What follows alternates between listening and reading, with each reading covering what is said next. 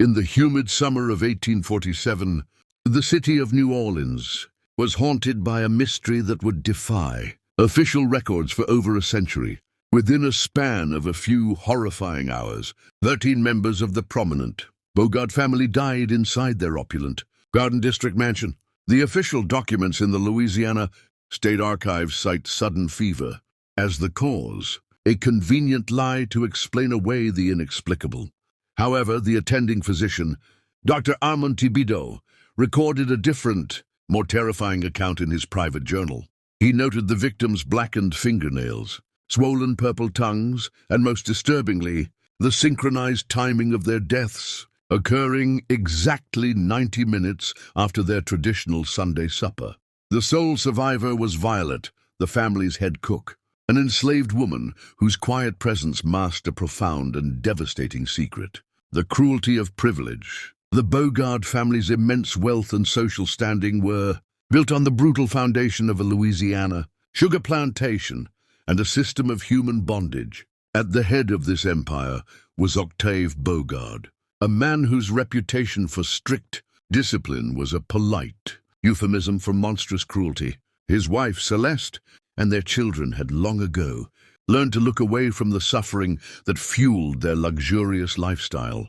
The mansion held 26 enslaved souls, each bearing the invisible scars of their bondage. Among them was Violet, a woman whose culinary skill was nothing short of genius.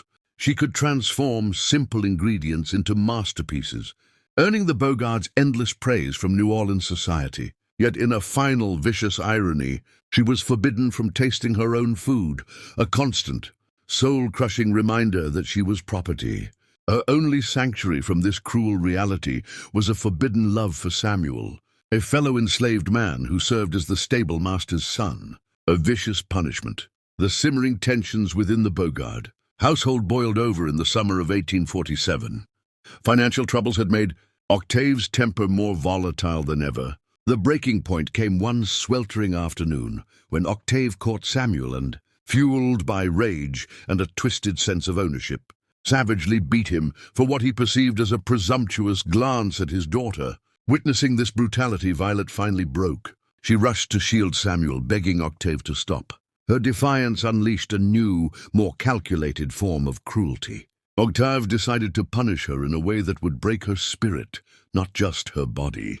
For 3 agonizing days, Violet was forced to prepare elaborate meals for the family while being starved herself.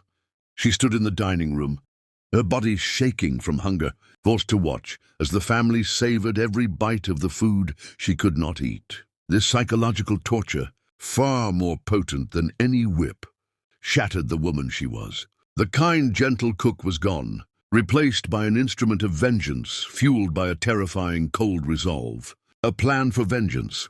From the depths of her suffering, a meticulous plan was born. Violet began visiting herb vendors and medicine women in the shadowy corners of the French market. She learned about native plants and their toxic properties.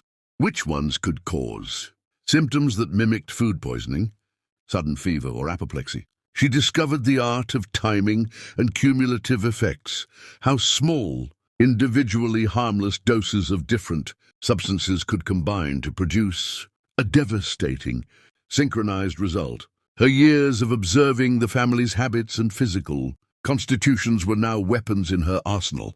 The family's daily routines, their individual allergies, even the hierarchy of their seating at the dining table, became pieces in a complex puzzle she was determined to solve. She began conducting small, unnoticed experiments, adding minute amounts of various herbs to their meals to gauge their reactions. This grim research, combined with her unparalleled culinary skill, was the foundation of her final deadly masterpiece. She was going to serve them a meal that would be remembered forever. The final supper. The opportunity for her revenge came at a grand Sunday supper celebrating a successful sugar harvest. The event was attended not only by the entire Bogard family but also by New Orleans' most prominent citizens, providing the perfect stage for Violet's final performance. She insisted on preparing the most crucial dishes alone, her movements taking on a ritualistic precision. She meticulously added carefully measured amounts of different substances to each dish, tailoring the doses based on each person's preferences and physical constitution. The deadly herbs and plants she chose were designed to work slowly and in combination, ensuring that no single course would betray the larger, sinister plan. The poison was a gradual building storm, designed to reach its terrifying climax exactly 90 minutes after the meal began. The dinner was a spectacular success, and Octave, basking in the glow of his cook's genius, raised a glass and toasted to the talents of the finest cook in all of Louisiana. He had no idea how horribly prophetic his words would be. A silent aftermath. Exactly 90 minutes after the meal began, the celebratory atmosphere dissolved into a scene of utter horror. The diners collapsed one by one, their bodies racked with unbearable pain. Dr. Thibodeau, who had a smaller appetite and therefore consumed a smaller portion, was a bewildered and horrified witness to the mass agony. He was the only person with the medical knowledge to recognize what was happening, but he was powerless to stop it. As the screams faded, a chilling silence fell over the mansion. Violet stood in the kitchen motionless, tears of both grief and release streaming down her face. When Samuel found her, he saw a woman transformed, her soul irreparably altered by her suffering.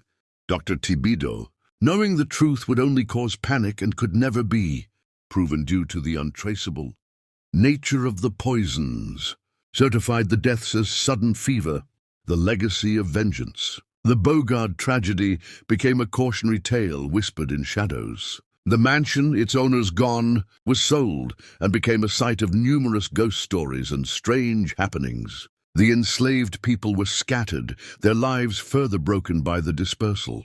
Samuel died 2 years later, forever tormented by the memory of that night. Violet herself vanished from the historical record. Some believe she escaped to freedom, while others say she used her skills to feed the city's poor under a new identity, finding a strange form of redemption. Dr. Thibodeau, in his private journal, wrote of his deep admiration for the precision of her revenge, lamenting the cruel system that had driven a good woman to become a killer. The Bogard mansion was eventually demolished, but the legend of Violet and the Final Supper lives on. Her story is a chilling reminder that the most terrifying horrors are not supernatural, but are born from human cruelty and the desperate, tragic lengths to which a person will go for justice.